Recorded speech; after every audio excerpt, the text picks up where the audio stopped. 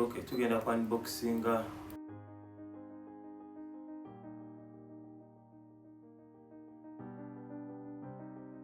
Sparker 40 Pro. Sparker 40 Pro. Okay. Okay. Tuli mu ku unboxinga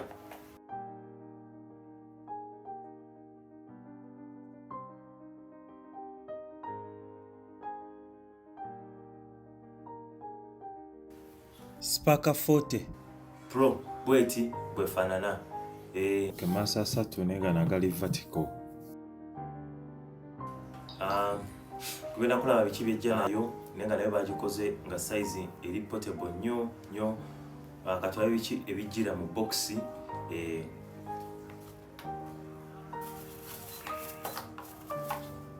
Bakweramu kaadi za Tecno za warranty. Mujiramu cover. Ziraba bakweramu free cover. Bakweramu 45 watts charger. Okitegeera? Bakweramu USB cable. Bakweramu ne earphones. Yeah. So ebyo bisatu bibijira mu cover. Ekyenjawulo kye bakweramu nakyo bakweramu ne ka sim card pin remover. Nabo bakakuweramu. Katujibikule. Katujijjeyo tulabe. Fanane ntya Tecno yakyusiza omulembe. Akasimu kali very smooth. Kali very sleek, kali portable nnyo. Kalina kamera 3 ez'emabega. Zino kamera 3 zonna 50 megapixel. Okitegeera kamera zino 3 amaaso gayo manene bulungi nnyo. Galinga aga iPhone 16. Amaaso gayo galinga 16. Okitegeera. Then bakawadde 256 GB mu storage ne 16 GB RAM. Kyenjawulo screen size yako eri 6.67 inches mu bugazi. Okitegeera kagazi bulungi nnyo abo kalaba. Bukakutte bwoti wano. Kayitamuko. So yenanga oyagala essimu ennene ate nga ntono. Gambe akasimu kano kali very slim. Okalaba very slim. Kasimu kali very portable. Kaina erianda battery kaina 15,200 ku Tecno mugibanyi kulyanda yo erianda yakimala. So okozesa erianda lyayo nnaku 3 nnaku 4 ng'okozesa smartphone. Ekyo kyekyo erianda yakimala. Bw'onaaba ne Tecno Spark 40 ogenda kuba ng'osobola okukubira munno nga teweetaaga ki airtime. Bakiyita free link call signal. Kikulage wano.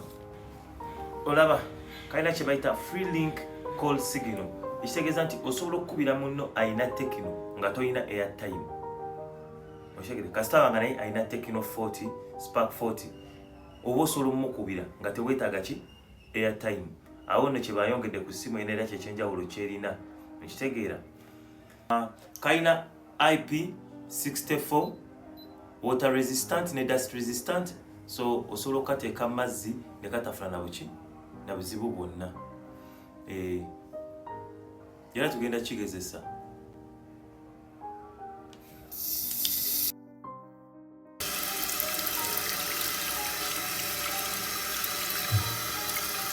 Kalaba amazzi gayitako buyisi. Okitegeera esimu ne woginaaze terina kyeba. Ogiraba oginaaza ne kamera ekyakola.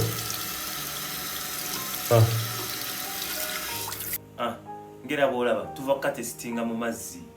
Okitegeera gaago. Okitegedde osimulako busiimuuzi nga kasimu kaddawo kanirire. Ogalaba eno Tecno temanyi byamazzi. Eno tebimanyi. Era olugimala bulungi nnyo ng'ogiseetinga. Tunoonye Uganda wano. Ng'onoonya Uganda got next. Insert SIM card, skip.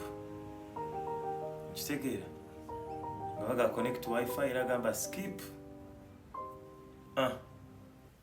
Scrolling amu, accepting the terms.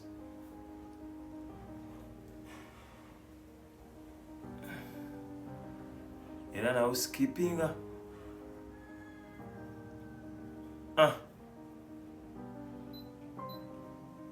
Skip.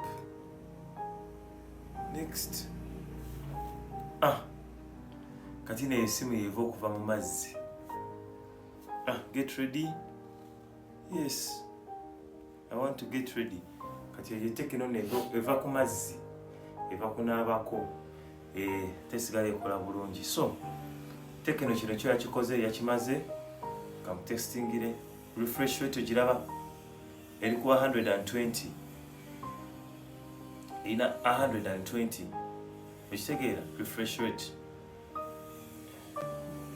Kamera yayo giraba 50 megapixel.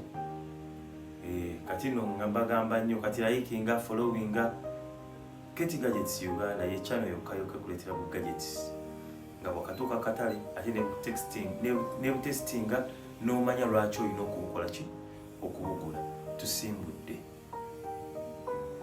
Enamba weerawo ku WhatsApp yonna yagadde akasimu kano osobola okunkubira. Enamba weerawo mu description osobola okunkubira nekakutuukako wonna wooli e Uganda.